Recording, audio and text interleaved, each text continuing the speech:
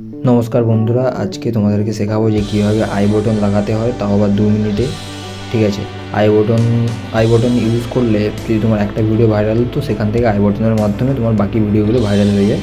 ঠিক আছে, তো এটা খুবই একটা ইজি টিপস। তো তার জন্য প্রথমে আমি আমার ইউটিউবটা ওপেন করব। ঠিক আছে, ইউটিউবটা ওপেন করার পরে এখান থেকে প্রথমে প্রোফাইলের যে তোমার চিহ্নটা থাকবে এখানে ক্লিক করবো, প্রোফাইলের লোগোতে ক্লিক করার পরে এখান থেকে আমরা প্রথমে ইউটিউব স্টুডিওতে যাব। ঠিক আছে, ইউটিউব স্টুডিওতে আসার পর এখান থেকে কন্টেন্টে যাব।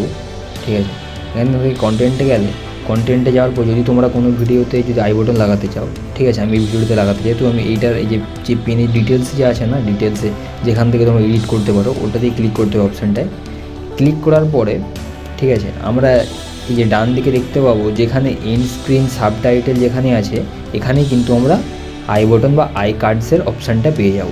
ঠিক আছে, এখানেই কিন্তু আমরা আই কার্ড বা আই বটনের অপশানটা পেয়ে যাব। তো প্রথমে আগে এটাতে ক্লিক করব। এটাতে ক্লিক করার পরে এখানে তুমি যদি তোমার কোনো ভিডিও দিতে চাও, ঠিক আছে, তো তাহলে প্রথমে এই যে এখানে ভিডিও প্লেলিস্ট চ্যানেল, প্রথমে ভিডিওতে ক্লিক করতে হবে, প্লাস চিহ্নটায় ক্লিক করার পরে ঠিক আছে, আমি আগে দেখবো এটা কি টপিকে ভিডিও আছে, ডিলিট ইউটিউব চ্যানেল, তো তার মানে আমি ডিলিট, তো আমি যদি এই ভিডিওটা দিতে চাই, এই ভিডিওটা আমি ক্লিক করলাম। ঠিক আছে, ক্লিক করার পরে তো তুমি কখন দেবে এখান থেকে টাইমিং কিন্তু তুমি সেট করতে পারো। 0.0-তে আছে, আমি এটা থেকে সরে নিয়ে যাচ্ছি, এখান থেকে এটা 2 মিনিট 30 সেকেন্ডে। ঠিক আছে, তো আমি 2 মিনিটে এখানে দিলাম। এবার এটাকে এখান থেকে নিয়ে গিয়ে এখানে দিয়ে দেবো।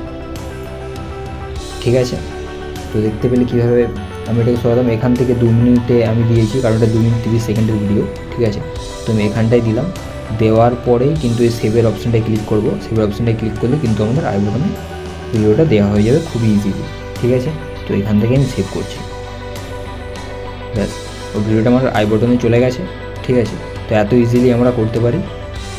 Thank you.